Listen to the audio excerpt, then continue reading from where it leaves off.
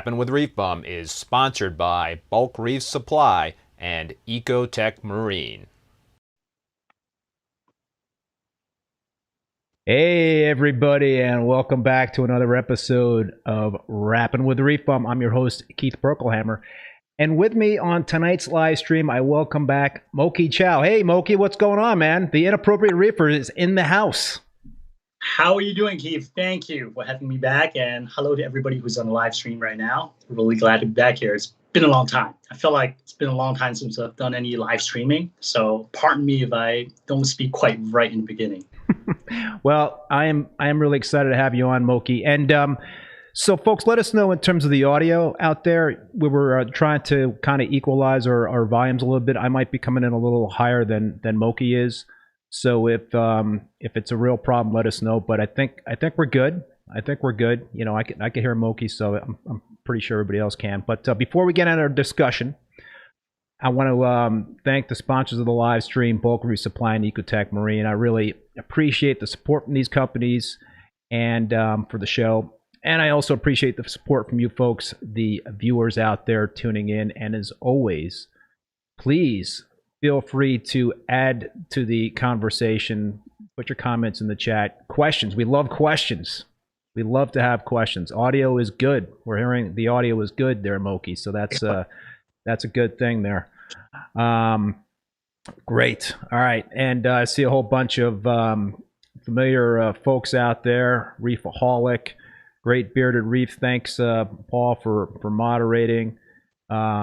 Cindy, Reef Girl, Bert Minshew. Folks, we got a lot of folks tuning in here, Mok-Yi. Want to kind of see what's up with the Inappropriate Reefer. All right, let's get some housekeeping out of the way real quick. If you guys are watching this right now, hit that like button so that we can get this out there. But once again, thank you for having me on, Keith. So, all right, Mok-Yi, we talked about this right before we went on to the live stream, and it's funny because you wanted to talk about this, and I had this on my list of questions. But a little while ago, you made this conscious decision to dial back the number of videos that you were putting out there on YouTube, and you were cranking them out. And I love the stuff you're putting out there about your tanks. And you know, videos take a lot of time, right, to put together. It's a big time suck, and you know, so life can kind of get into the way of doing that, and it can be tough, right? I mean, sometimes you got to try to achieve that better balance in terms of not spending too much time on content creation. I mean, you've got other things going on in life. So I mean, you've dabbled in some live streaming. I know you haven't done a lot of that. Are you planning on doing some more live streaming? But actually, you know what? Let me ask that question after you answer my initial question in terms of, so what, I know you put out a video about that topic in terms of dialing back the number of YouTube videos. So what's going on, Mok-Yi? Any changes since you put out that video about dialing it back a little bit? Yeah, so I guess let me start by why I wanted to dial back. I kind of touch on it in that video, but just in a nutshell. Number one, there's one reason and then one realization. The one big reason is that I got a son. It's like two and a half years old now. And once he hit the 1 year mark, he seems to demand a lot more attention from me. Like, he can start interacting. I want to give him attention, right?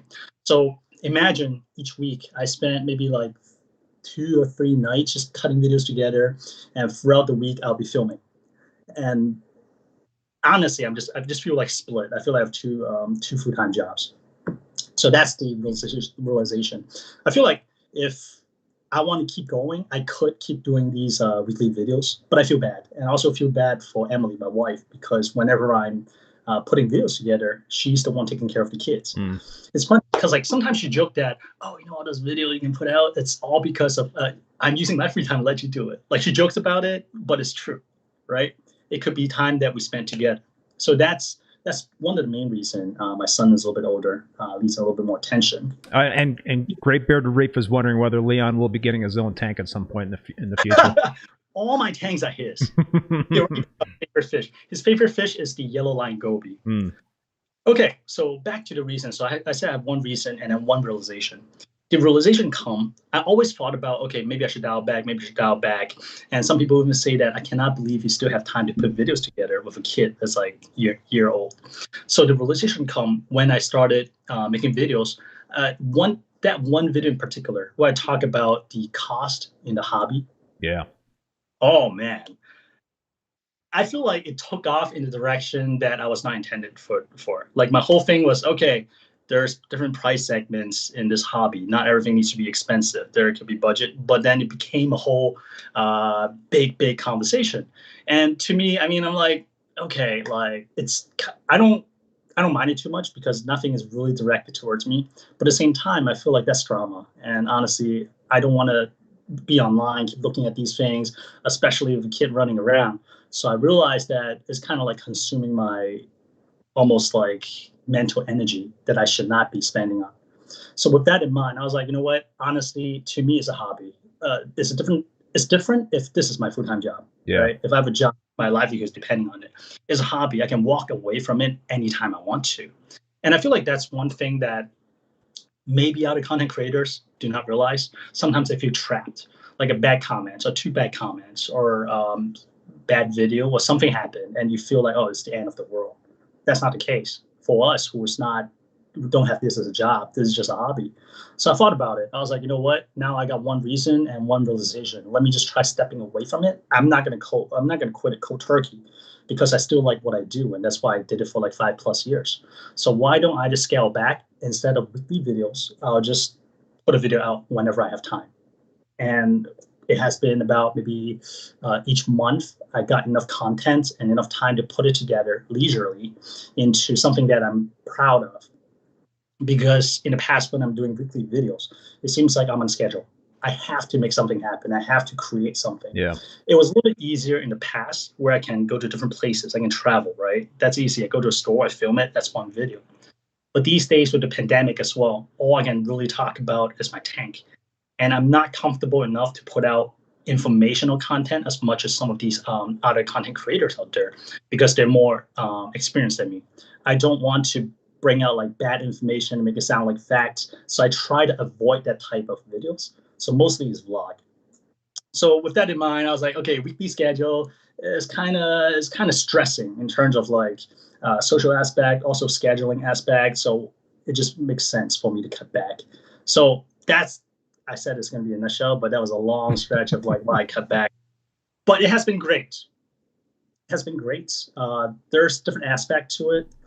I find that I'm much more relaxed. I'm much more relaxed interacting with my family. I know I have time. I don't have to rush. I don't need to wake up at like 11 p.m. and work till like 2 or 3 a.m. to put things together. I'm not stressed when I see maybe somebody disagreeing with some of my comments, right? I'm not stressed about any like possible negative comment. People have been great, by the way. But if there's negative comments, I feel like, oh, so what? I mean, I don't care. I'm not in this world. So it's been great all around.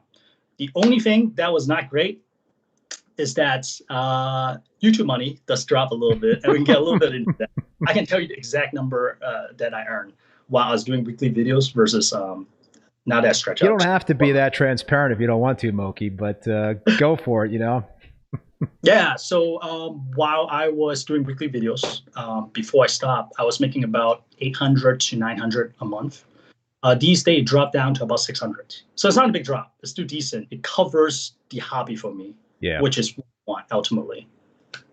Yeah, I mean, you've been doing videos for, what did you say, 5 years or something like that? So you've got a good catalog of videos, and I think that, you know, your stuff is kind of doesn't lose the relevancy because you were just kind of talking about your experience, and I think a lot of us YouTubers do just kind of talk about our experiences, and so maybe you know, your experience, that, you know, your videos that you were talking about a few years ago, somebody can relate to that's just getting to the hobby now, right? Yeah, that kind of brings up a good point as well, because as I was starting to make these videos, at one point I was at a crossroad. I need to determine what kind of video I want to make. Number one, do I want to share what's happening right now, like vlog, or do I want to share something that's topical?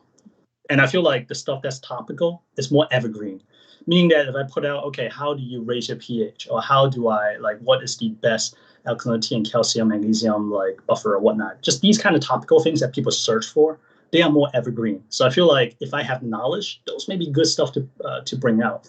But I don't think I do. And the more I learn, the more I realize I don't. So I went the vlog style.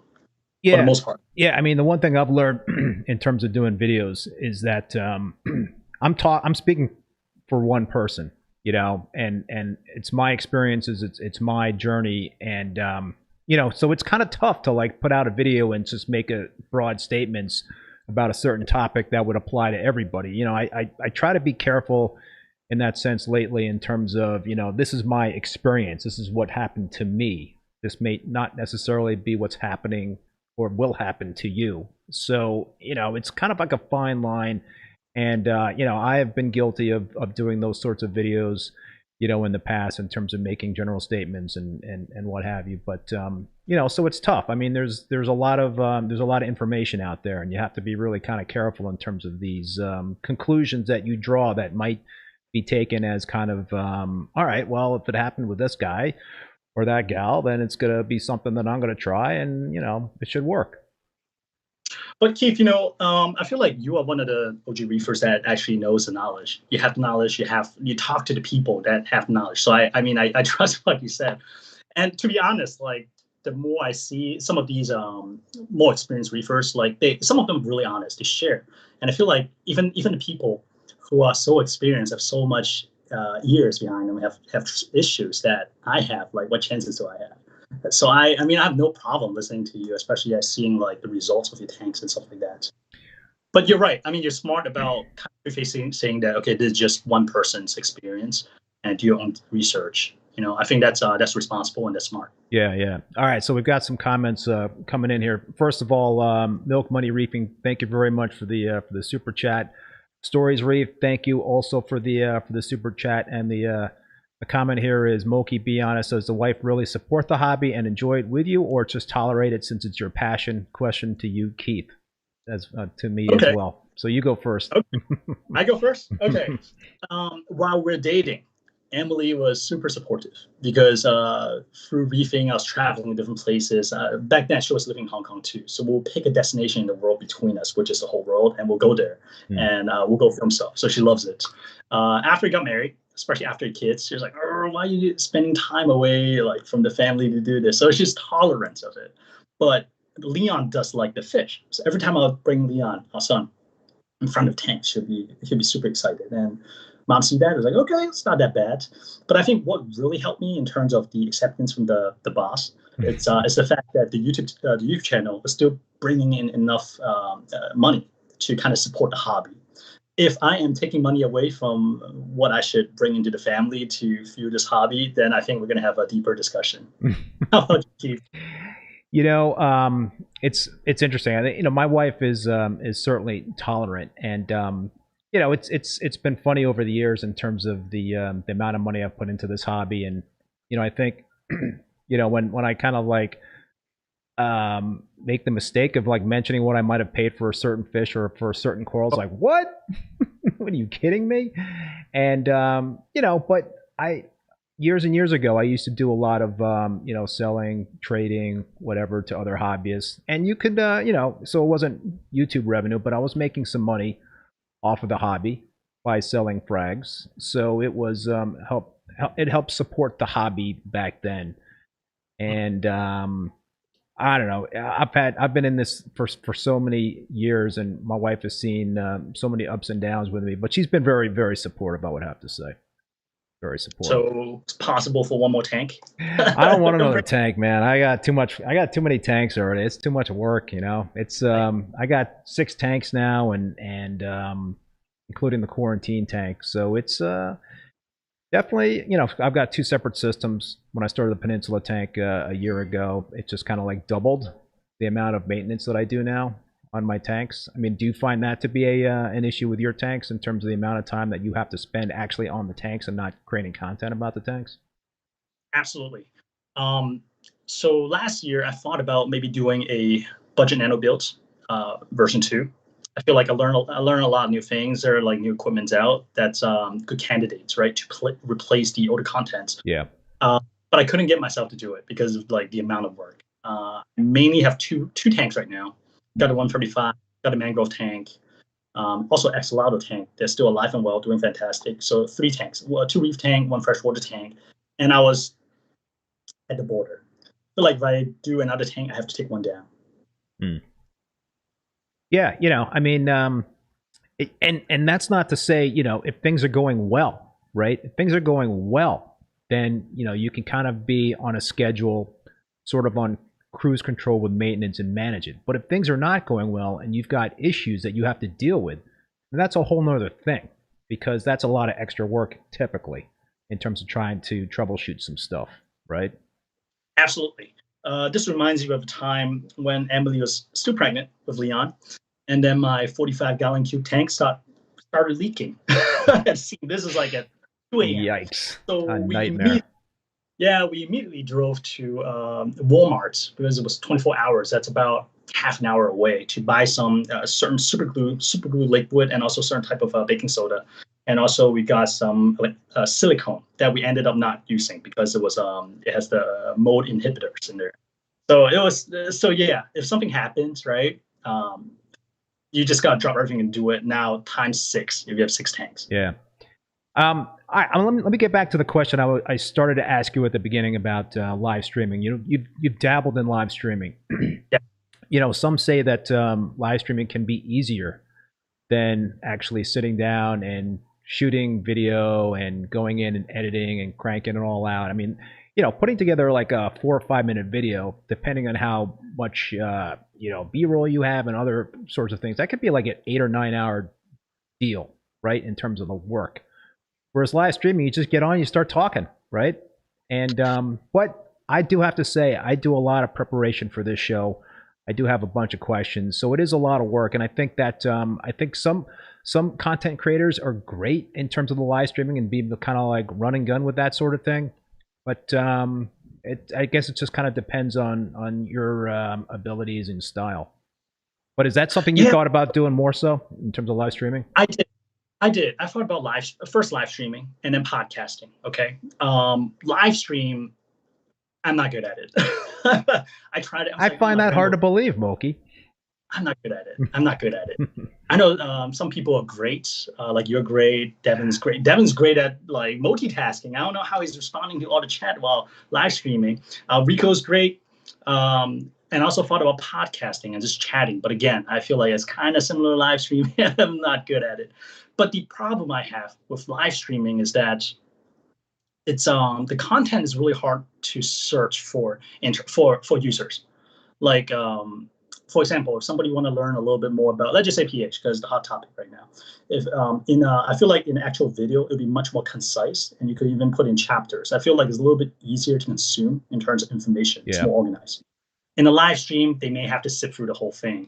So with that in mind, I'm just like, but the main thing is, of course, like I'm not good at it. But in terms of from the user perspective, it's like, okay, maybe it's some different types of like media. I'm not sure if I should lump it together with my main channel, but that's how I feel. Yeah, no, I hear you. You're really good though at run and gun type of videos in terms of just kind of like talking about your, taking video of your tank, talking about it, and that's something I think that's a real strong suit for you, and it just also kind of speaks to how genuine you are. And that's why I'm sure you've got like a ton of people that follow you in both YouTube and Instagram. Thank you. I appreciate it. I mean, I try different formats in terms of my videos. I've tried doing something a little bit more polished, B-rolls and stuff like that. It's like voiceover. I've tried it. It's a little more work. So I started out that way. And that because I started trying vlogging instead, where everything is just one cut, right? Just clip, and you're done. You put it together. I don't have to like film and then record the voice and then try to like match music. It's just a little bit more straightforward, especially with the time constraint these days. So I just kind of like fell into that aspect. But in the 5 years or so I was doing YouTube videos, I did kind of evolve and try different format as I go along. Number one, in the past, I had a little bit more time to experiment. Yeah. So I want to see. And I also consume a lot of content on social media, like different vloggers and channels to see how they do things. And I thought, oh, this is cool. Like, for example, some channels, at least in the past, they started doing little clips throughout the whole video. So you show people the hook. You're like, oh, this is coming up. I want to see what it means. And they kind of like preload all those in the beginning. So there are a lot of little tricks I pick up along the way. I thought it's kind of interesting. Let's experiment. So that portion for me was fun. Yeah, my style has kind of evolved too over the years. I do both like scripted stuff, and I've been trying to do more run and gun stuff, and I don't know. I think there's a place for both, and it just kind of it's true. You do kind of evolve in terms of your styles over the years. So what other channels do you check out, subscribe to? Reefing channels. Oh, I watch a lot of vlogs. Logan Paul, I know a lot of people are not a fan, but I'm a big fan of him. Logan Paul, KSI, Jake Paul back in the days, Eric's, a lot of social bloggers, the younger guys, right? Gotcha. I like the interesting, like, wow, So I like those. For a period of time, I watch a lot of the photographers, videographers, and I also watch, these days I watch a lot of those in Asia. There are channels that kind of condense a movie into like 10-minute pieces. So I watch a lot of really? those. Yeah, so you kind of just like, it's like, oh, okay. Yeah, like in the span of like half an hour, you watch like 3 movies already and kind of talk over it to tell you what's going on. So it's like a movie with cliff notes there? You're just kind of... Exactly. Yeah. And you watch, yeah, so I, just like a regular user, I watch a lot of these. What about reefing channels? I watch a lot too. So I watch you guys. I watch Devin, Fish of Hacks, George whenever we're pushing things out, King of DIY, the podcast. Yeah. Actually, okay. The reason I started looking to podcasts because I see all of you guys doing live stream. Although most of the time, I listen to you when I drive, right? So essentially, it's like a podcast. So I watch a lot of those. Abe's, Telegram. I watch a lot of things. Yeah. Don't usually comment though. I'm one of those lurkers. Yeah.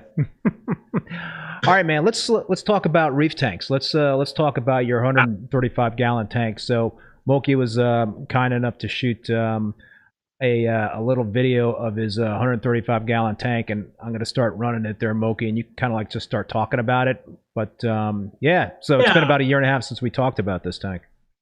Sounds good. I'm going to freestyle it because I cannot see what's being played right now, and I know it has a little lag, so I'm just going to talk about the 135. Yeah, go for it. It's running right now. All right.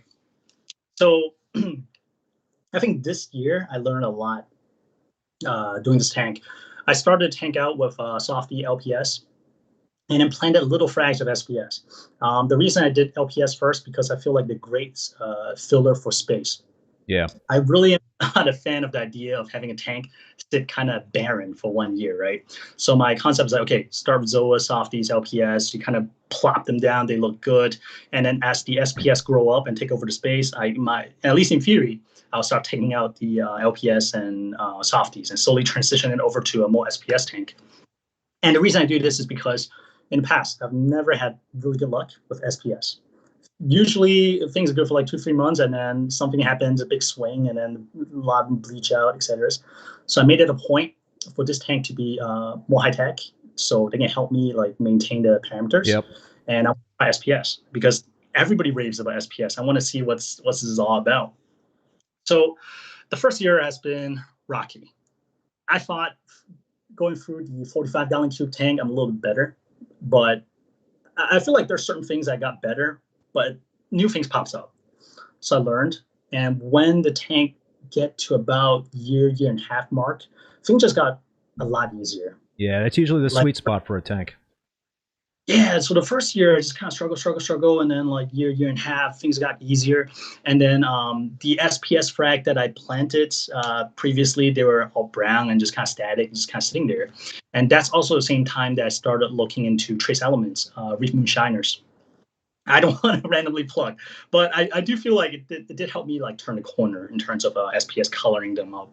I do feel like there was some kind of deficiency in terms of trace elements. At the same time, I also started running the electronic that kind of keep me monitor the quality of the tank. That helped a lot. And to be honest, not because like it's not totally free, but not because of that. But even if I have to pay my own money, I think it's like $1,200 or something like that. I'll gladly do it if I'm going for SPS dominant tank. That is a fantastic piece of gear. And with that, I guess I was able to peg the alkalinity pretty stable. Whenever it starts swinging, I can address it within half a day. Yep. That's great. Recently, I jump into the deep end of pH. I started seriously dosing Kalk. My Reef Sensei Telegram has been pitching Kalk. Are you just doing the slurry? Did he talk you into the slurry? I'm not quite there yet. I feel like with me, the slurry is probably gonna wipe things out. Like I'm gonna do something wrong and start. I'm not doing that stuff, man. I'm a little gun shy in doing the slurry thing, but that's a whole nother discussion.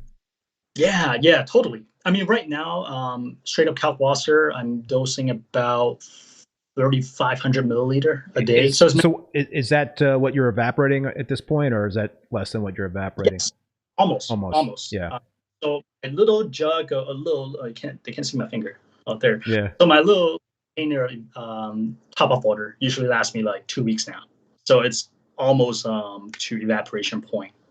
So anything beyond that, I think I may supplement with probably 2 parts. I don't think I'll go slurry. I feel like it's it's a little expensive. So. Yeah, no, there's I mean, listen, well, I can't even get into the whole slurry discussion because I do not know all the finer points of the Kalk slurry method, and that's something I gotta bone up on. But what's your pH running at these days? I think average about 8.4. Oh wow! So what's a low and a high? Yeah, the low is about 8.3, 8.3 to 8.45. Oh man, you're in the butter zone there. Yeah, well, you know what? That's one big thing that I learned this past year as well. I was usually struggling with pH. Usually sits around 7.98. Wow. And I started dosing Kalk, and then I started running recirculating CO2 scrubber, and those have been game changers for me. CO2 scrubber took a little bit to kind of fine tune for me. Yeah. Because the first time I just did straight up CO2 scrubber. Media lasted for maybe 4 or 5 days. I got one of those big IceCap media. They just kind of burn through it, and I was like, that's not the way to go. I mean, that's a lot of money. So I did a DIY recirculating, but I guess I didn't do the moisture trap well enough. So the moisture is still getting into the media, and it's just not effective.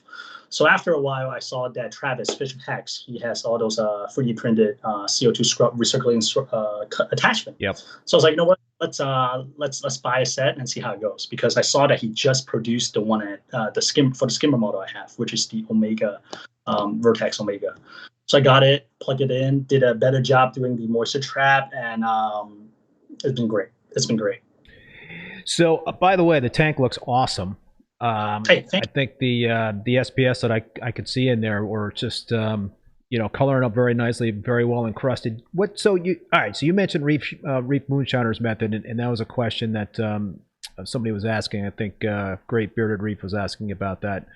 If you're still doing the Reef Moonshiners, when do you think did you start dosing the Kalk at about the same time you started doing the Reef Moonshiners, or were those kind of started separately at different times? I'm trying to peg in terms of when you started to see really positive results. Was it like when you started doing Kalk and Moonshiners at the same time, or was it when you started doing more of the boosting the pH versus the Moonshiners? Okay. So if I remember correctly, the timeline is kind of like I was doing mainly 2 parts as ATI is Core Essential Pro. I was doing 2 parts, supplement with a little bit of Kalk, and then I did the Moonshiner. That's when I actually saw the SPS color up. So I think in terms of coloring up, the Reef Moonshiner definitely did something there. And then I didn't really go heavy into Kalk until maybe 3 or 4 months later. And once the coral started growing, they demand more alkalinity, which is great. So I just dose more Kalk. So it becomes like a spiral. It's like, okay, I need to add more. Reef Moonshiner, go ahead. No, go ahead. I was going to ask a follow-up question, but I've been using Reef Moonshiner for it's almost been 9 months. I was looking at the receipts, right? Is that expensive? Is that expensive regime? I'll be honest, yes. But if you're really into SPS, I do feel that it is worth the expense if you have the money. If it's going to be a mixed reef, just a few SPS, most likely I'm not sure if it's worth going all in like that. I mean, LPS, yeah, you get some nicer color, but I feel like for SPS, this is what really takes it to the next level. There's definitely costs involved in terms of the different chemicals, the trace elements, and also they ask that you do ICP tests initially, maybe like every month or 2 months, and then once you get to like half-year mark, then you can space it out a little bit. But the fact is that you still need to do ICP tests Yeah, to see where it is. It is. Yeah. So it's not something that I recommend lightly. But I do feel that if you're serious about SPS, if you're curious, it's definitely worth looking into, because at least for me, I feel like it did make a difference. So just for those that are not familiar with the Reef Moonshiners method, it's essentially a system where you're dosing a certain set of trace elements, and there's a formula, right, that you go by, and yeah, can you just explain real briefly what that? So I'll walk you through like one of the I guess adjustment. Basically, what starts is that I'll send in ICP tests, and the recommended one is the ATI one, because it addresses most of the elements that we want to test for. And then Andre, the creator of Reef Moonshiner method, has a really nice spreadsheets, Excel sheets, where you kind of just plug in the number you get back from ICP for different elements like fluoride, bromine, et cetera, et cetera. And then based on that number, it's going to give you a recommendation on, okay, this is the target. You should dose this kind of elements for X amount of day in this volume. So it's really, he has it down to science. Like it's a formula. Now, this is not new. This is not new, because like Triton, ATI, they have their own version, right? You can dose individual elements. But I guess the measurement that Andre gives, it's just like a certain area that just seems to work. So what about water changes in this method? Do you continue to do water changes? If you do water changes, are water changes recommended, or are these this sort of method more so if you're not into doing water changes? Because with water changes, you're replenishing trace elements, but you do have to do some pretty nice water changes to actually get enough in terms of the replenishment of those trace elements without a moonshiner's type of method. Okay, Keith. Here's where we're kind of starting to touch an area that I'm not comfortable answering, because I'm not. But from my understanding, well, let's talk about your experience. Okay, what are you normally doing water changes, and how often and how much? I have not done one water change since I started the Reef Moonshiner method. Actually, wow, wow. Here's the thing, like from what I read, okay, it sounds like each time you do water change, you kind of tweak the balance of different elements again. So that may throw things off a little bit. And from my understanding, actually, I shouldn't go further. Water change is good in case, from what I've read, is that in case you have something in your tank that ICP does not detect, right? Water change would dilute those kind of pollutants. At least that's what I read. But for me personally, I have not needed to do a water change. So what are your nitrates and phosphates at? My phosphate is usually at 0.1 to 0.12. My nitrate is usually about 20. Oh, well, that's pretty high. That's sort of elevated. Have you had any issues with any like problematic algae popping up, or? Not really. I mean, I see a little bit of cyano on my bed once in a while, but so far so good. And I have a pretty beefy refugium, so I'm sure that helps too. Yeah. I'm a water change guy. I do 10% weekly water changes, and I've been doing that for years and years. And so it's, I mean, listen, there's just so many different methods. It's just, there's not like one thing is like one size fits all in terms of reef keeping. There's just so many different ways that you can keep a reef tank successfully. And obviously it shows, man, your tank is looking pretty sweet. Thank you. And I'll tell you, I'm a water change guy too when it comes to my mangrove tank. Usually just take out 30% and once and done. All right, I'm showing the mangrove video now. Sounds good. Yeah. All right, so that's real. Go talk about it. Okay, so mangrove tank, it started out as a macroalgae tank, but as you see, there's not much macroalgae left in there. Emerald crab made sure of it. I dropped a male emerald crab that was picking at things in my 135, and he loves it in that tank. And right now it's mostly soft corals, and I think the star of this tank is the mangrove. So that mangrove I got, I think maybe time is kind of fuzzy right now, maybe 2.5, 3 years ago from a tank breakdown. And by the time the original owner broke down the tank, this mangrove tree was 3 years old. I probably should film the mangrove a little bit more. But right now, there's a lot of softies in there. Initially, like I mentioned, I had a lot of softies in the 145-gallon tank.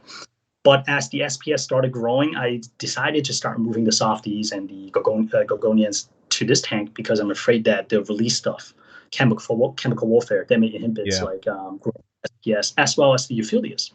A while back, I was having some issues with Euphyllias. I never really pinned down to what it is, but in the back of my mind, I was like, okay, maybe it's all these Gorgonian and soft corals, especially toadstool. So figure, you know what? Let's just be sure. Just take one thing out of the equation and put it in a different tank. So here it is. And in this tank, we actually have 3 fish. We have a pair of Nanga cardinal that I keep trying to keep waiting for them to kind of mate and breed. They kind of went through the method. They went through it like 3 times. Like the male was actually carrying, but each time you always end up just spitting or swallowing in after like 3 or 4 days. I do also have a Atlantic oyster blenny in this tank. He initially I thought was Molly Miller blenny, which some people say eat Aptasia. So I added that blenny to the 135 tank. And then later on, I noticed that it started bugging some of the other, I think it was bothering some of the corals. And then I took a picture, posted on Instagram, and some people say that that's actually not a Molly Miller blenny. It's actually a Atlantic oyster blenny. I was like, all right, well, dang, okay. But he's such a character. Love that guy. So I moved to the mangrove tank, and they've been in there since. Dude, that tank looks awesome. Getting some similar comments on the live stream. I just love the you know, that softy tank. That yellow Fiji leather was a coral that I used to have many years ago, and gorgeous coral. You know, the Fiji yellow leather is one of my dream soft coral to find. Like, haven't seen one in a while. I know they're kind of tricky. They seem to really like highlights, right? Yep. That's definitely one of the corals on my list. Yeah, I can't recall like how successful I was with that coral. I mean, I always wanted one, and I think I finally did get one, but I can't remember whether I killed it right off the bat or not. But I used to have this this other leather coral that just got so huge. I mean, gigantic. And I had a pair of clownfish that were hosting it at one point in time. But I do miss the soft corals. How difficult is it to take care of that tank? Is it? I'm assuming it's a lot easier to take care of than the mixed reef. It's really easy, but at the same time, like bad things can happen really fast. I'll give you an example. Well, first of all, about this tank, there's no real filtration in it. You see like an overflow box in the back, but it's basically just to house a auto top-off sensor, and I have a small pack of Can Be Pure Blue. That's it. There's no mechanical filtration for really, and there's no skimmer. So this tank really rely on just water change. It's essentially a fishbowl. So what happened is that I have a small colony of Space Invader Pectinia, and one night sent up really long sweepers. I didn't think it would be that long, and it tagged those Gorgonian that I have in the corner. And almost seemingly overnight, the whole thing just kind of disintegrated. Oh, bummer. But that Gorgonian, it's pretty vicious. It's like on the way out, it decided to send all these things, all the tissues and stuff flying over the tank. And the Space Invader Pectinia pretty much just RTN'd overnight. So I feel like if I have a larger volume water, or if I have skimmer, if I have something to trap all those maybe tissue, that could have been prevented. But because of the fact that it's so small and then it's lacking certain mechanical or skimmer stuff like that, that thing just happened fast. But the good news is that after two nice large water change, things are back to normal and corals are happy again. So bad things happen fast here. So Flash Can has said, Inappropriate Reefer, there is a guy just south of Richmond that sells Fiji leather on CL. Oh. What's CL? Is it CMAS or Craigslist? Craigslist. C. Charlie, Larry, CL. Craigslist. Ah, there you go. I haven't looked. You're a lot more, up on those things than I am there, Mok-Yi. Yeah, it's. I like the natural look of your tanks. I mean, you obviously, you like sand. It seems like you like to have sand in your reef tanks, and sand could be, a blessing and a curse in terms of trying to maintain a sand bed. Do you do anything special with your sand beds in terms of maintaining it? Do you like just let the cleanup crew do that work for you? Yeah, so I outsource my sand bed to Kalk. I love conchs. Fighting conchs or tiger sand or sand tiger conchs. Love conchs. They keep my sand bed kind of turned. And I know with the 135 especially, I know that eventually it's going to be heavy SPS. So I make sure to get a heavier, larger grade sand. I'm a big fan of the reef flakes and mini flakes. I think only premium aquatic sells them, but those seems to be heavier grade sand compared to like Fiji. Yeah. So you mentioned fighting conchs. I had a horrible experience with a fighting conch once. This was years and years ago, and I don't know exactly if it was this critter's fault or not. But I had this beautiful clam in my tank, and I saw this fighting conch underneath the clam, just eating out the bottom, of this clam. I don't know, so was the clam dying and the fighting conch was just taking advantage of something that was on its way out? I don't know. Or was the fighting conch like being aggressive and just attacking the clam? Just be careful, man. I see you got some clams in your, but you don't have, do you have a fighting conchs in the 135? I do. Yeah. So I actually have one in 135. Speaking of like snail conchs and stuff like that, like last year is also when I learned that bumblebee snails, if they're really hungry, they go after snails and clams as well. Oh, really? Yeah. I've never had bumblebee snails. Yeah, I got them for Vermanda snails, but apparently they go after clam as well if they're hungry enough. Do your own research, though. What's that? Do your own research, though. Yeah, I will. I'm not sure. I think I'm still gun shy of the fighting conchs, but or the bumblebees. But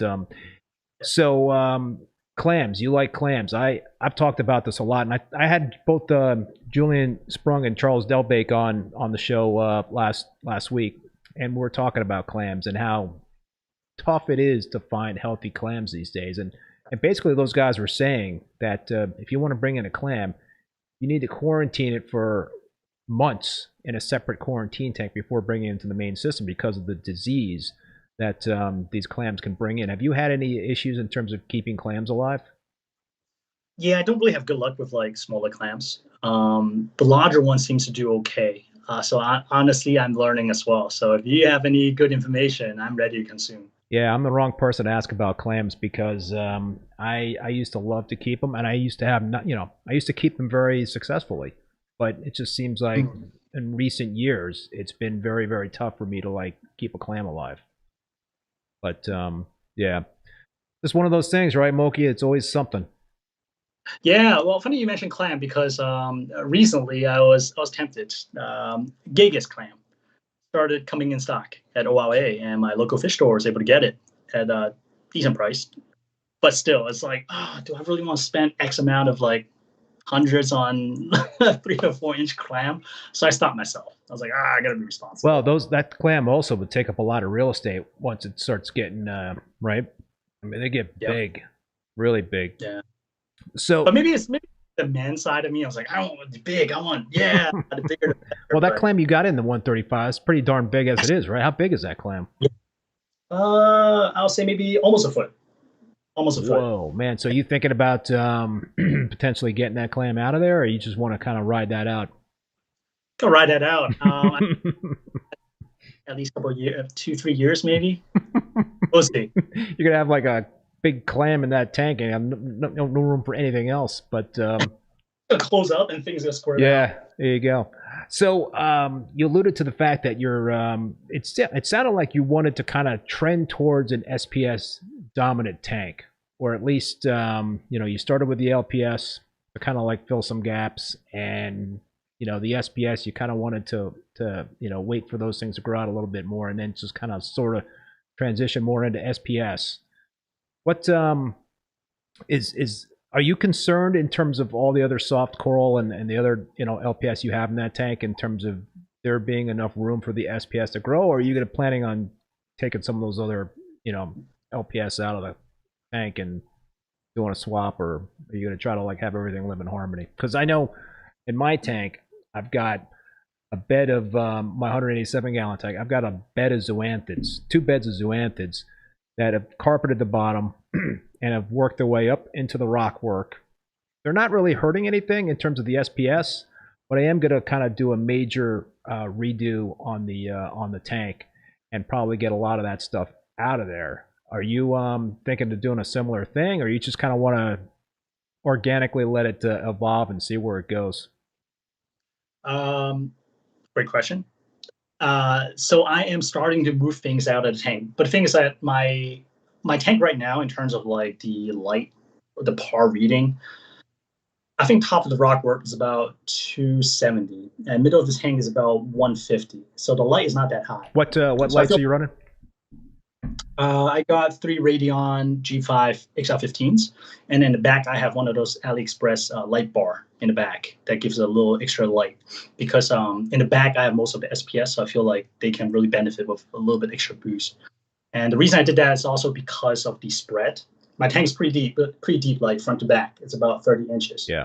So the 15 in the middle is not going to cover the very front and the very back.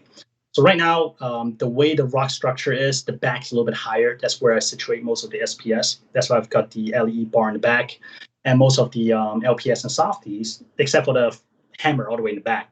But most of the softies and LPS are kind of in the front of the tank. And that's a plan. Like the middle portion of the tank, the LPS softies and Zoas, eventually I'll probably either move it out of the tank or just move it lower to the tank. I'll leave the upper part of the tank to SPS. But what concerns me a little bit more is more that, once again, I keep going back to like this, are these softies releasing things into the water that I don't know about? Because I don't usually run carbon in this tank. So more so than the space, I'm more concerned about these kind of potential chemical conflicts. Yeah. It's interesting. You mentioned you don't normally run carbon, and then somebody also mentioned, and I don't know whether this is true or not, but they said that carbon is part of Reef Moonshiners. Is that something that's like an option in Reef Moonshiners, to run carbon or not to run carbon? That I'm not sure. But I'm not running carbon in the moment. Yeah. So, who's great to have on at some point? Andre. Yeah, I know. We've talked about that. It's a busy guy. He is. Yeah. Talk to us about in one of your recent videos, you pulled out this. You were pulling out this beautiful bubble tip anemone that had taken a lot of real estate in that 135-gallon tank. How tough of a decision is that? I mean, we talked about you kind of letting that clam do its thing and just see where that goes, and it's tough, man, because that was one of the things I struggled with my decision to redo my 187-gallon tank. It's a beautiful established reef tank, got big healthy corals in there. Talk about that kind of mindset in terms of like, man, it looks so awesome in terms of that bubble tip anemone, but it's kind of like outlived its service in this tank because it's sort of taking over. So how difficult of a decision is it to pull that bubble tip anemone out of there? I guess you're going to leave a little piece of it, but right? It's not easy. So to be honest, it was not too difficult, simply because this morph, there are a lot of babies out there locally for this morph. My friends got them. Jim got them as well. At least one of mine is also going to gym, so he has 2 of them. So I know that if at any point I would like a rose flip anemone back from this strand, I could. And the fact that it's so big is not a problem, but if it stays in its corner, then I have no problem dedicating the space to it. The problem is, like, every day you just sway from left to right. So today, maybe hitting here, I can clear it out and it'll sway back this way. It just take up too much room. So I rehomed them. They both gone, gave them away. One to Jim and one to another guy who drove 4 hours one way to get them. Yeah, so really appreciate it. And I do have a tiny Colorado sunburst that I hope to like grow out a little bit, and then we'll introduce it to the clown to hopefully restart the cycle. And my hope is that maybe it can last a year without getting too big before I have to do this all over again. I had this gorgeous elegance coral, and I remember when I first got in the hobby, they were like eye candy. They were just so awesome, elegance corals, but they were so hard to keep. I mean, you couldn't keep them, I mean, they look like anemones, yet they were sedimentary. They couldn't go anywhere. So it was kind of like the best of both worlds. I thought that it was like an anemone that couldn't move around and sting stuff. Well, I put one in my tank, my 187-gallon tank, several years ago. And man, I was psyched. It was growing and it was like healthy, and it was like this beautiful kind of green with a lot of fluorescent colors in it, and gorgeous. But man, those tentacles just kind of like were starting to reach around and sting and stuff. I mean, it was like a turbo snail graveyard right next to this elegance coral. I was like, and plus it was stinging other corals. And I just like had to keep pushing it further and further away into the corner of the tank to try to keep it away from like everything else. And eventually I just had to kind of get rid of it because it was doing too much damage. So I guess, yeah, you know, in those sort of like instances, you really do have to think about the practicality of the coral that you're keeping. You know, funny you mentioned this because I'm running into the same thing with an elegance coral frag from Jim. A couple of years back, I have an elegance coral that was kind of going through it went through an elk swing. It was receding. It was receding badly. And Jim, thankfully, was local to me, seems to be able to revive and just grow any corals that throw at him. So I was like, Jim, can you save this coral? He was like, okay. And he took it, did really well. And last year, or earlier this year, he said that, hey, you want an elegance back? I was like, what? Turns out that elegance coral did so well that it dropped a baby. Oh, wow. So it actually produced a baby, grew a little skeleton. And the baby is like, he was like, yeah, it's just a baby. I'm like, okay. So I got it. It's like this big. And ever since I got it, it started getting bigger and bigger and bigger. It was near the front of my tank. It has maybe like 2 inches to the glass, but now it's kind of squished up to the front of the glass. And like you say, starting to reach around and start threatening to tag other corals in it. So now I'm like, okay, I need to find a space. I just remove a Roosevelt anemone. Now I got to find a space for this elegant coral. But this guy is special because came from this offspring of one of the coral that Jim saved, and it was like almost like. That's really cool. That's pretty cool. So Jim's a coral whisperer there, huh? He just. Yeah, I call him the reef sensei. We're talking about Telegram for those folks that know I'm on Instagram and YouTube. Jim, he was actually I had Jim on the show. Yep. I got to get him back on. We'll talk about Kalk slurry. So Farm Frag says for the in Moonshiner you need to run carbon. So I don't know, man. Might want to look into that, but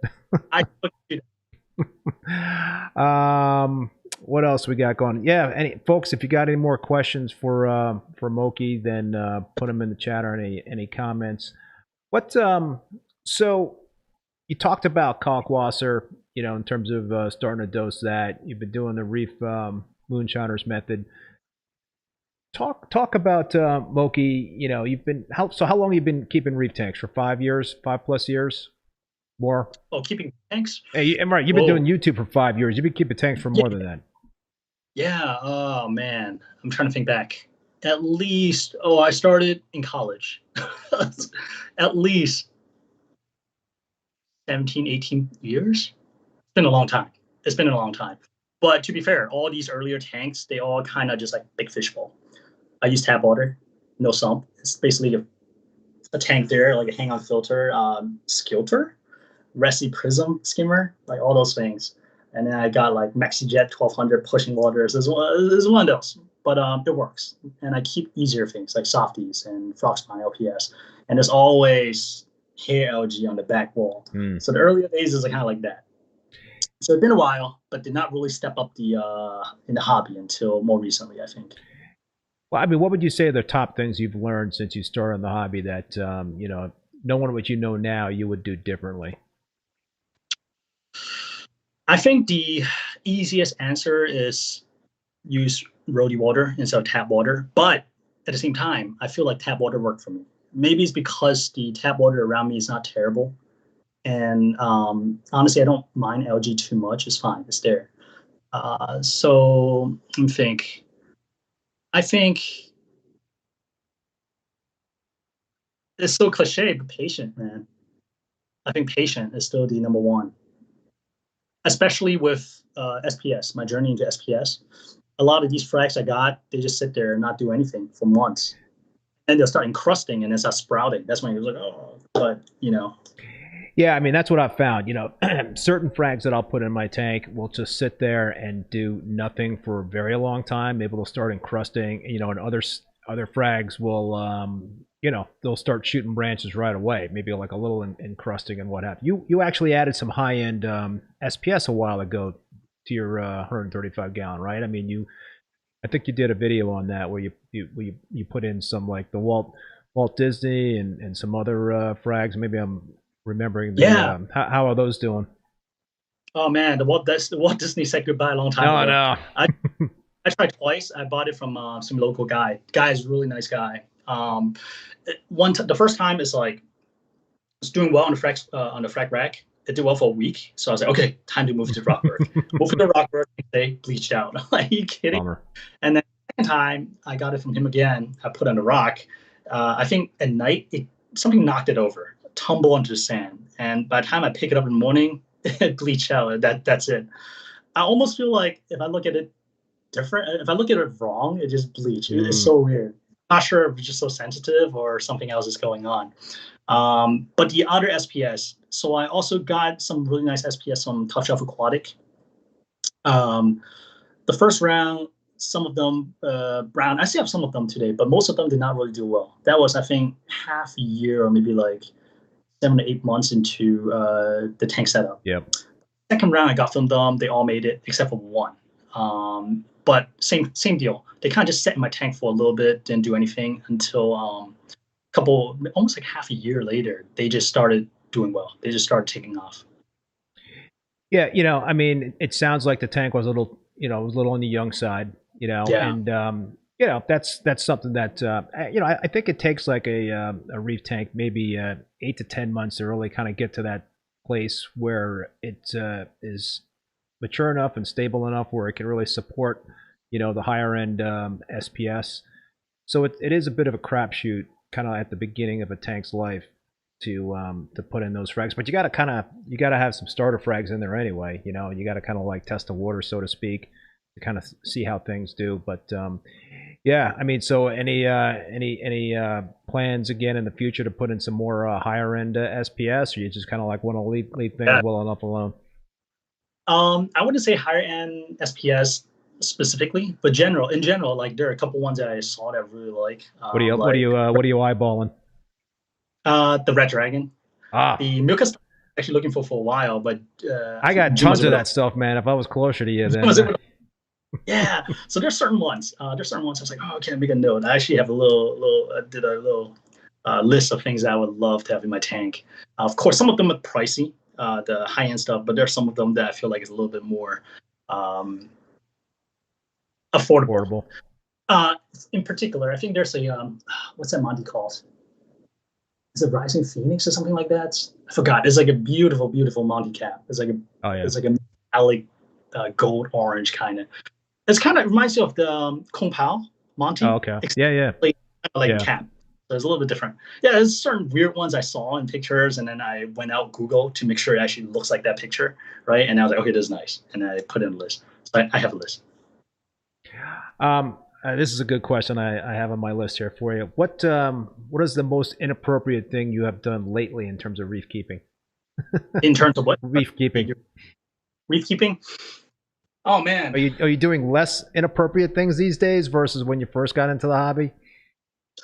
I still do inappropriate things.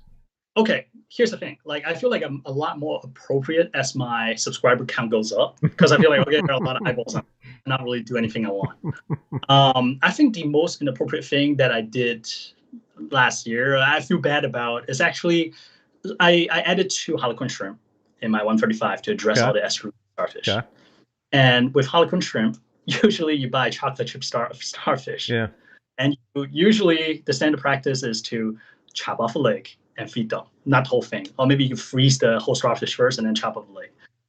So I was sitting there, I was like, oh man, I feel bad. But I got a sharp piece of scissor. I tried to cut the leg out. I was like, man, this thing is not coming off. It's much tougher. I thought it's soft. I tried to use razor blade, but man, the whole time I'm like, oh, I'm sorry. I'm hurting you.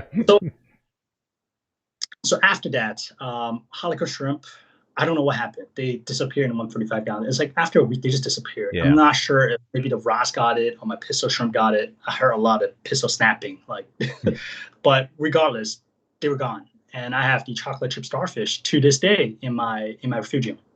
And that lake started growing back out. There's like a little lake now. Oh, cool. Yeah, so that's the other thing, because I remember in the past when I was looking into Harlequin shrimps, people saying that it's not possible for starfish to regenerate in a reef tank. I was like, oh, here it is. It's like a little bit. You proved them wrong. Yeah, so it's still in there. So I was like, I feel bad. Here, let's have a good life, enjoy the refugium. So you mentioned the Asternia snails. Do you have any routine in terms of screening for pests that you bring in? Corals that you bring in your tank. Do you do any quarantining or dipping? What's your protocol there when you're bringing new stuff into the system? Great question. I don't dip anything at the moment because I feel like my tank has everything already. But Your tank has got everything, huh? The tank's got everything. It's all natural. I tell you this. I can now see why people say quarantine is so important. It's because once it's a big difference going from a small 45-gallon tank to a 135. Because my mindset, it was still in the cube tank in the beginning, right? I was like, okay, if there's pests coming in, no problem. I'll pull the rock, pull the pest, done. Right? If rock has got stuff, just dump the whole rock, replace it. But in my 135, a lot of escape is all kind of like cemented together. It's whole big. I cannot pull it out. You're not gonna get it out. So there may be stuff in the back of the rock where I cannot get to. So when it comes to larger tank, I do see the point of quarantine now. So now I understand. So moving forward, if I will ever do another big tank, then I feel like I'll be more vigilant in terms of like quarantine. Yeah, you got to watch out for those acro-eating flatworms. If you're getting into the SPS, those things are a pain in the ass, and once they kind of get in there, it's tough to get them out. I mean, it's easy to to kill the actual worms before you put them into the tank by just doing the dips and all that sort of thing. But then the eggs don't get killed with the dip, so it's tough. You really I set up this quarantine tank, so I do like 6 weeks of quarantining and dipping every week and using my microscope and all that sort of thing. And it's, I mean, it only cost me like a few $100s in terms of that quarantine tank. So it's definitely worth it. It's not like a lot of work either because I basically, when I do the water change on my, one of my established tanks, I take that tank water. So it's like a 20-gallon quarantine tank and I will drain 10 gallons out of that quarantine tank and I'll replace it with 10 gallons of the established tank water. So it's so I don't have any skimmer on it. I've got a little mechanical hang on the back filter. I've got like a little LED on it and a little Gyre pump inside. So it's not terribly complicated at all, but at least it's something that I could use to try to help try and prevent the pests getting in. But speaking of expense, and I know we sort of touched on this before, do you consider yourself a true do-it-yourselfer? And is that really to kind of help manage the expenses in the hobby? Is that a way that you can kind of do that in terms of doing things yourself, or you're not that much of a do-it-yourselfer? I am absolutely not a DIY guy. Not a DIY guy. A DIY guy, like really basic stuff. Maybe, but I kind of feel I like things that look nice and polished and whatnot.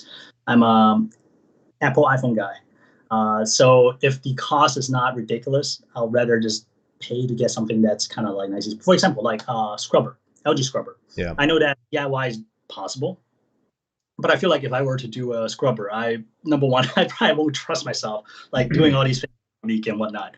I'll rather just spend the $200-300 and buy a unit that's nicely packaged, has support, and looks nice. But of course, with that said, there are certain things I feel like DIY is completely fine. Let's say frag rack. In a pinch, I don't mind using a crate and stuff like that. But of course, if I have the funding and whatnot, I would like to buy a nice, beautiful frag rack, like you did. I saw your video about it too. That looks nice. I would be willing to shout out for that. But certain things, DIY, if it's easy enough, I could do it. But if given a choice, I'd rather just spend the money and just get something. So you, and I'm not sure we touched on this before or not, but you did put out a video a few months ago. It's kind of like your stream of consciousness about the current state of the hobby. Do you want to talk about that just briefly in terms of when you mentioned that video? And I'm kind of curious as to hear what kind of feedback you got from the viewers on that. Okay. So let me preface this by saying that everybody has been super nice. Everybody's addressed the topic. And I was like, okay, that's cool. But just so much happening. So at the time, I forgot what it was. I was shopping for something. And then I saw I saw like the price of products and stuff like that, and it got me thinking. I was like, okay, I see a lot of ads for more expensive stuff. For example, I just use Radeon because that's what I have, right? Yep. It's what 600, 700, 800, 900. But at the same time, on the other side of the spectrum, we got, at least back then, like Viper Spectra, like 200-300. That has like respectable as well. So I feel like not a lot of people talk about the cheaper stuff because maybe it's not sexy, which is fine. I mean, I'm totally okay with that. Some people afford the expensive stuff. They want a nice UI and brand name, whatnot. That's fine. So I just feel like there's space for all these different lanes. But on social media, maybe it's due to, I guess, like more expensive stuff is more presentable. Maybe it's due to sponsorship and whatnot. There's more content out there for the more expensive stuff, which makes sense because bigger company has the money, right? And has the resources to send out stuff for review, myself included. I was a benefactor of those. So I saw those and I felt like there's an imbalance in terms of representation online, in terms of content being pushed out and published. And that gives the impression that reefing is expensive. It is expensive, but it doesn't have to be super expensive. So that's pretty much it. And I just feel like, okay, it's not just expensive stuff. There's like more affordable stuff out there as well. Yeah. But yeah, I was going to say, go ahead. That kind of served as like a jump off point for a lot of different contents coming out from it, which is fine. It's a good discussion. Yeah. What was the reaction of the viewers to that video? I was like, oh boy. There's like a strong sentiment. People feel like, oh, I became the champion of the more budget stuff. But I feel like, no, I'm not, because look, I'm using Radeons and stuff. I got those for free, like straight up. I got it for free as sponsored material. But at the same time, I'm totally fine with doing the more affordable stuff, even though I do prefer of course, if you have something nice in front of you, like prefer a nicer one. But I have no problem using the more affordable stuff too. So it's not totally true, but I just kind of let it roll. Be like, okay, that's cool. Just be quiet. Everybody has the right to express themselves. And that was that. Yeah, it's interesting. You got to kind of like be careful when you get people that might react negatively to a video, and I find it tough to kind of rein it back, rein it in, and not overreact to a comment. So I always try to keep the high road, but that's a tough thing to do, It is. I guess we're kind of coming back to the content creator section, right? Yeah, there we go. Big loop. Yeah. Oh, by the way, it's interesting because now influencer is not the proper term anymore. It's content creator. Content creator, not an influencer. Okay, yeah. I like that better. Yeah, influencer is kind of, I guess, is like kind of bad. Yeah. But you're absolutely right. And I've been thinking about sponsorship and stuff like that too. I have been really careful in terms of who I take on to sponsor my stuff. And moving like in the future, assuming that I want to get a little bit more serious again, I was like, okay, how would I have done sponsorship? And that's one thing I noticed with a lot of content creators these days outside of the reefing hobby. They actually have just like 15, 30-second segments of commercial about this certain product. So I feel like if I were to do it again, I may not even take the free product or whatever. Just be like, okay, this company sponsored this, and I'll just give them like 15 seconds, 30 seconds, make it really obvious this is a commercial. Yeah. And that's it. Yeah. It could even be outside of the reefing hobby. Maybe like certain website or different random car stuff they want to sell the car. We'll just advertise here. Maybe I feel like maybe the audience will be even more accepting to this because now I'm not biased towards certain products, which I try not to be. Yeah, no, it is it is kind of a slippery slope and a fine line in terms of having sponsored content versus non-sponsored content, and you can definitely kind of toe that line, and it can be a little tricky for sure. Yeah, well, I guess my approach is that if I would not use my own money to buy product from this company, I probably would not work with them in terms of like taking on sponsorship, because now you're kind of endorsing them, right? Hey, look, Mok-Yi, I don't know if you could see it, but on the upper right-hand corner, we've got the sponsors' logos right up here, and Ecotech is one of them there, so. Yep. Can I tell you this is kind of childish, to be honest. Go for it, man. I set a little milestone and goal when I started my channel. First 100 subscriber, I did not really set any goal because I didn't think any of it. I was like, all right, whatever, I'm just sharing videos with my friends. And then thanks to CJ's Aquarium, by the way, who's I think he may be coming back. Oh, really? Yeah, he may be coming. He helped me get to like, I think it's like 500 subscribers. He like gave me a shout out. I went. What for was like the 200. advice he gave you? No, just like shout out. Oh, okay. Check out this channel. He brought me onto one of his live streams and introduced me to a lot of other people.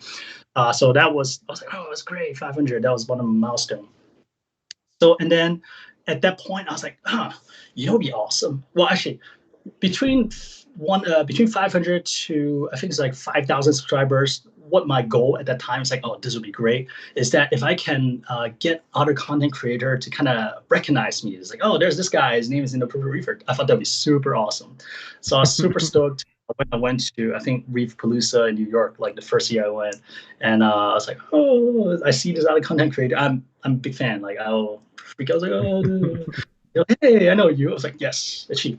But during this period of time, right, one of my goal is to get sponsored by Ecotech, because I feel like they are like one of the pinnacle for me, right, in terms of a reefing company.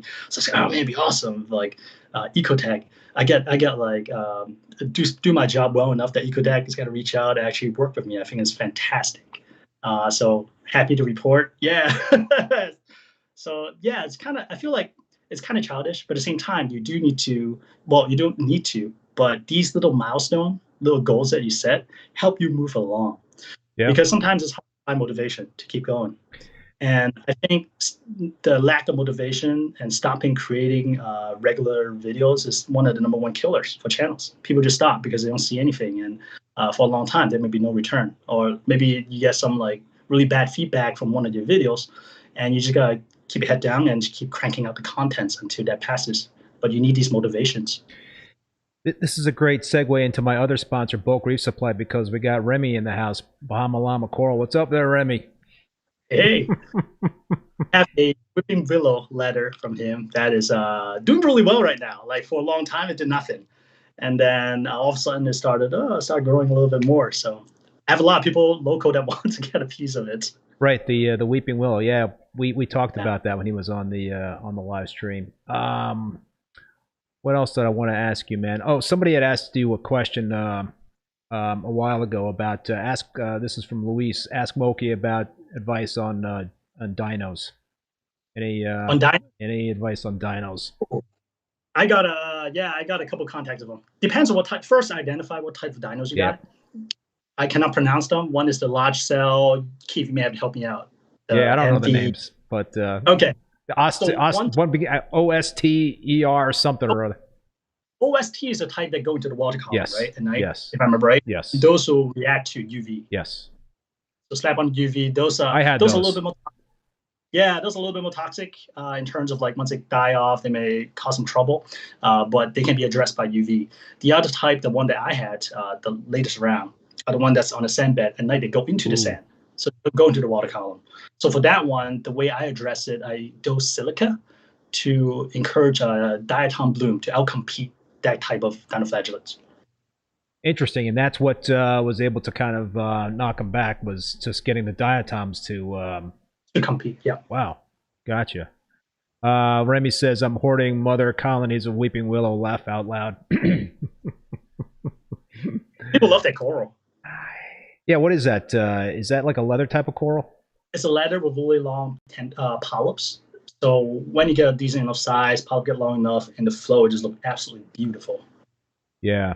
You know, I gotta like think about, I don't know, man. I got too many tanks. I was gonna say, I gotta think about starting up a soft coral tank. I've got like this little nano tank that's kind of sitting, collecting some dust right now that doesn't have anything in it, but maybe I'll think about that. But I don't know, man. It's just like it's just that little bit extra work.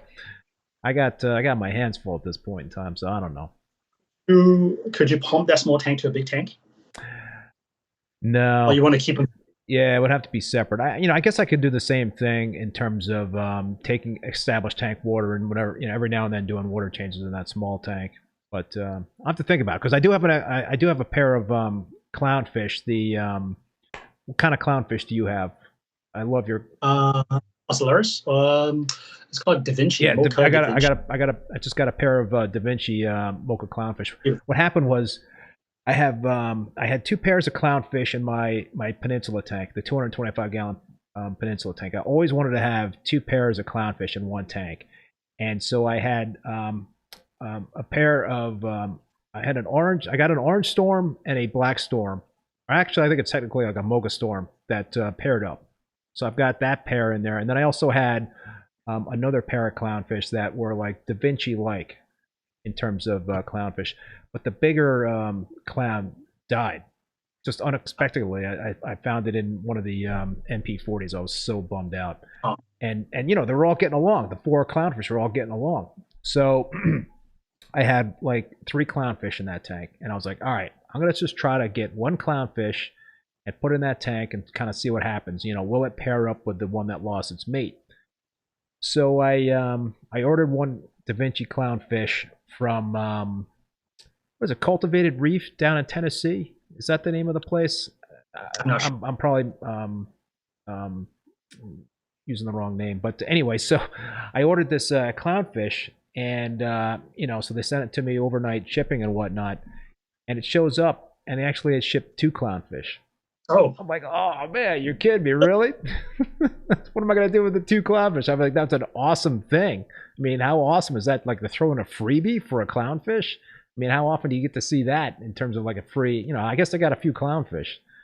But so I put both of them in a frag tank, and I still have the 3 clownfish in the 225 gallon tank. So I don't know if anybody out there that's listening has any advice for me in terms of how I should handle that situation. Should I just put the 2 clownfish from the frag tank into the other tank with the 3 clownfish and hope 5 clownfish get along? I don't know. I don't know if anything. Are they like really small, or They're like 1.5 inches, okay.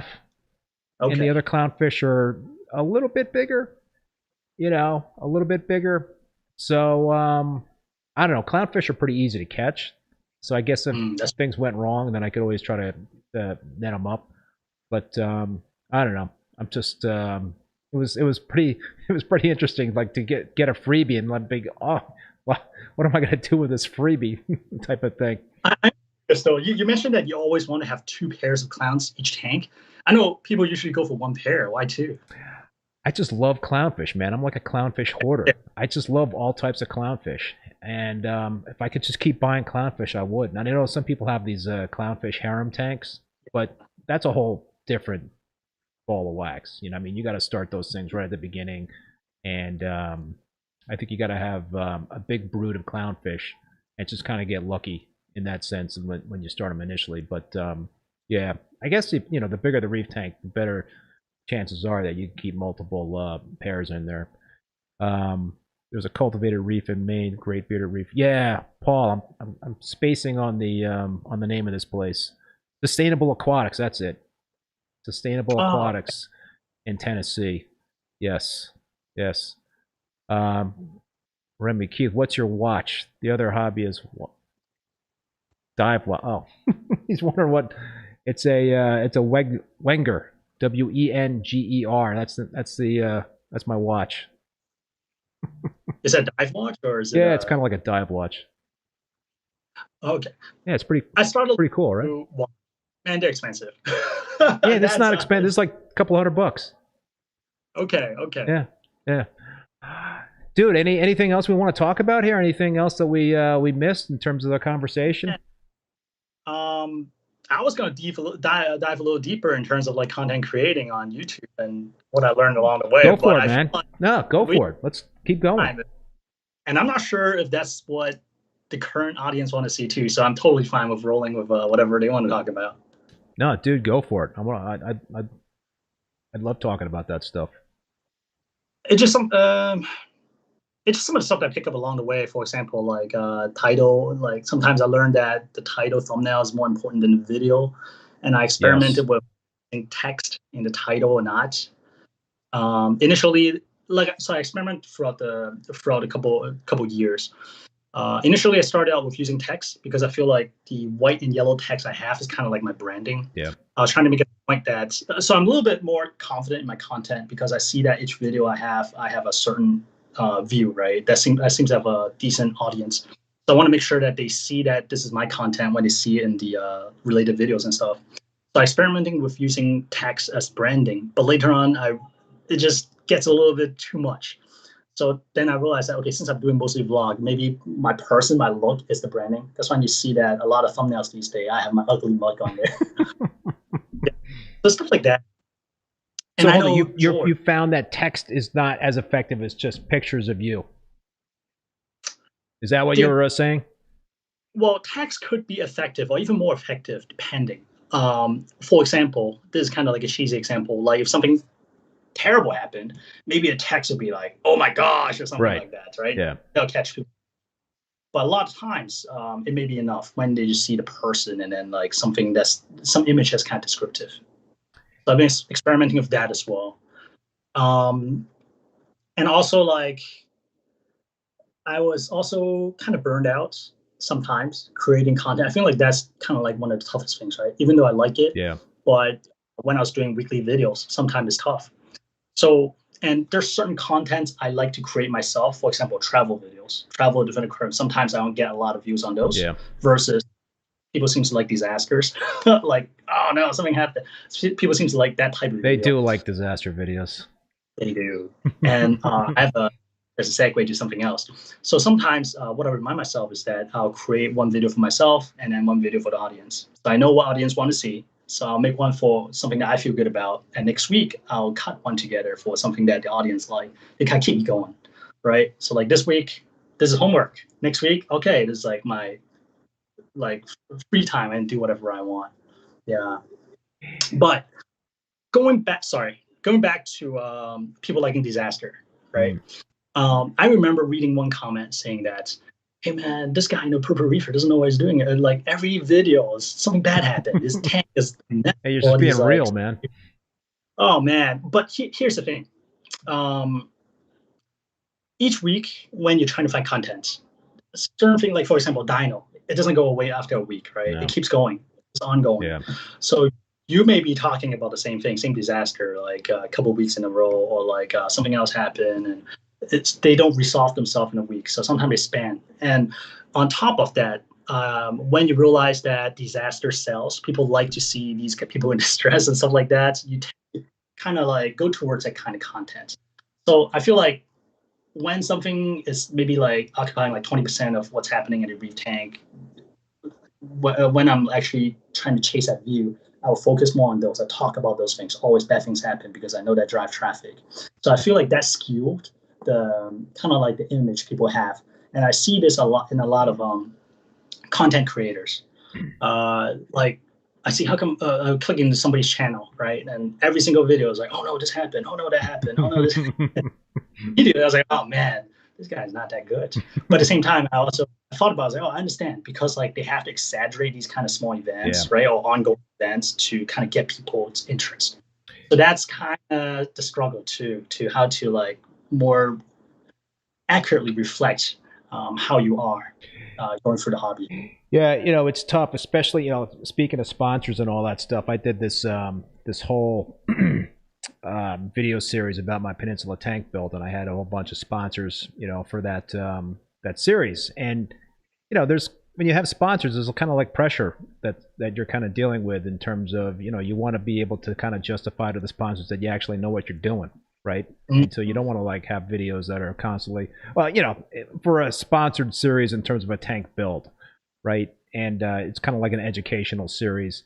So it was a little bit nerve-wracking for me to do that because you don't know what is going to go wrong along the way. It's kind of like, it's not something where you can kind of like shoot 20 weeks of videos, put it in the can, and then slowly roll it out if it worked out the way that you wanted it to work out.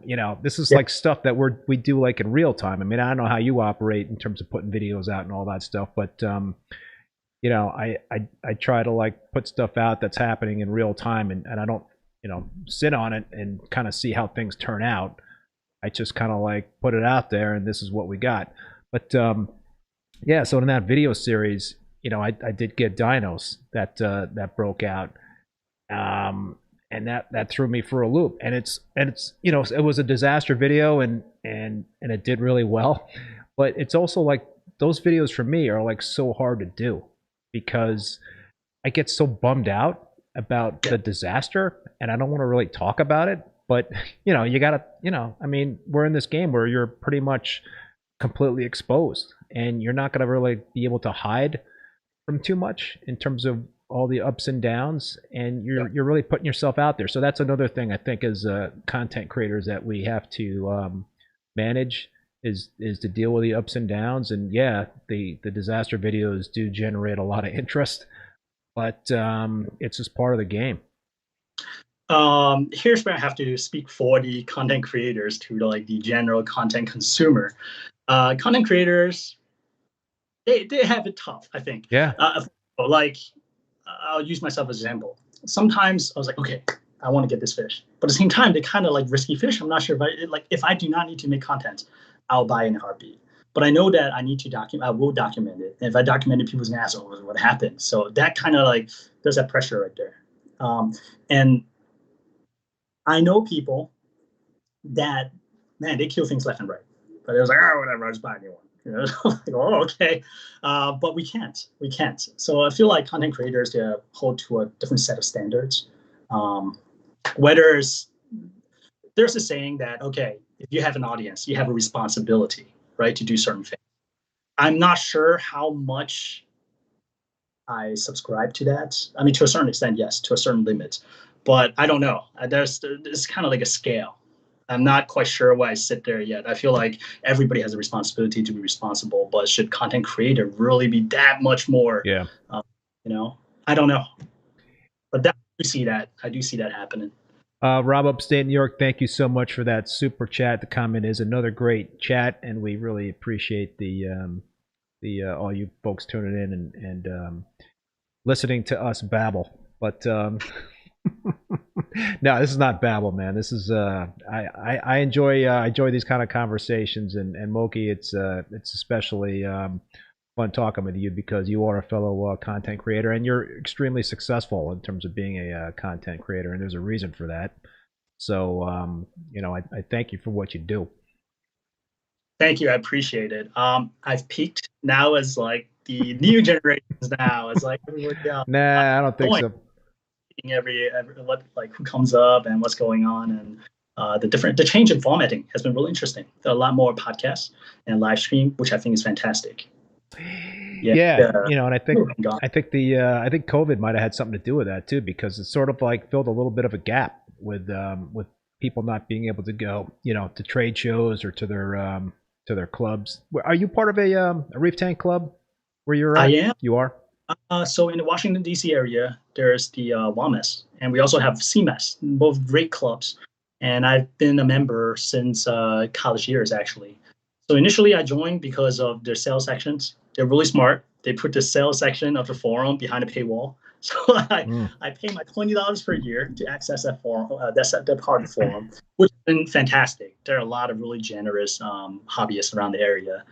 Fantastic deals and people who are really open to sharing ideas and stuff like that. So I'm really fortunate.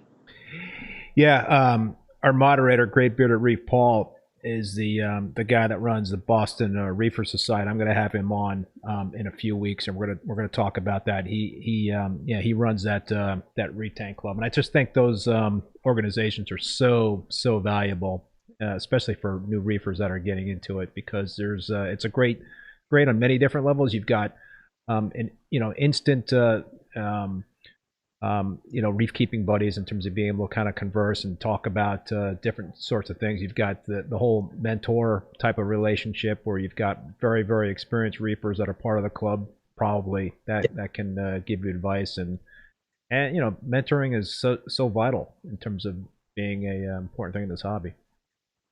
Yeah, I wonder if Reef Club is gonna have some fundamental change as well.